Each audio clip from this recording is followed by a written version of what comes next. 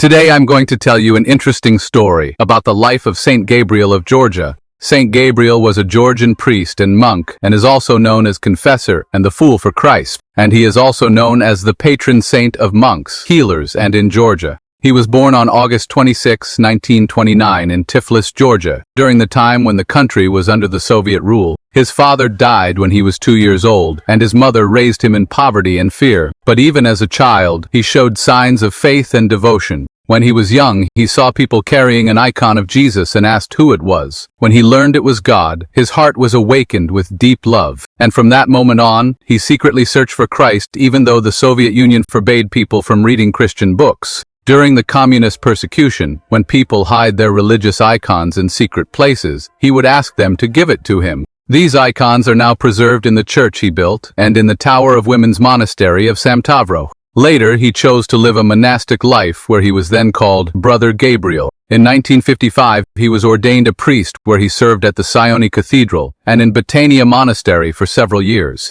However, in 1962, the Soviet government imposed strict religious rules and the monastery was forcibly closed. As the tension rose, people started protesting against the injustices of the government. On May 1, 1965, during a huge demonstration against the Soviet Party in his hometown in Tbilisi, he publicly burned a large portrait of Lenin, protesting the worship of political idols instead of God. When the government learned about this, they got furious with him. They arrested him and had him beaten and tortured. To silence the scandal, they labeled him as mentally ill and locked him in a psychiatric hospital. But when this incident reached Europe and America, they released him with mercy to cover up their cruelty. But he already suffered greatly, and he was half dead. According to the records, he had broken jaws and 17 fractured bones all over his body. Yet he never stopped praying, especially to those hurting him. But after his release, he was summoned several times by the government to coerce him for some information, and he always returned severely beaten. From this time on, he began to call himself as Fool for Christ, outwardly looking as mentally ill but living inwardly with the sufferings of Christ.